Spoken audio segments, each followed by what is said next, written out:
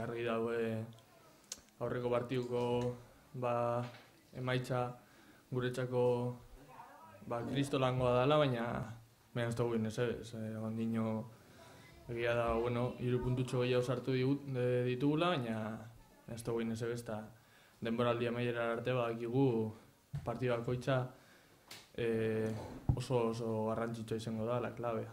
Argi daue, domekan 12etan izango dela, eta Valentzia oso talde importantea da gure ligan. Nik uste dute 11koa oso garrantzitsua dekola, baina nik uste dute bere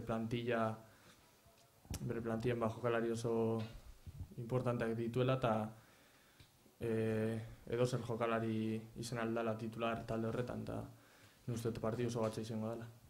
Bida esan, zenengo emaitzak ez dizonak izan zen gamezen, eta espina hori badekogu ez. Azkenean gure afizinaren aurrean, azkenengo partiduetan ez gara egon behar binen moduan, eta gira esan hortxe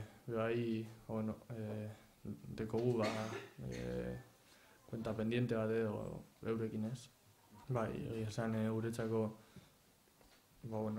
lasaitasun puntutxo bat emoten dozku, zeltakatxo galtzea, baina argi dekogu gure lana ondo inbar dugula.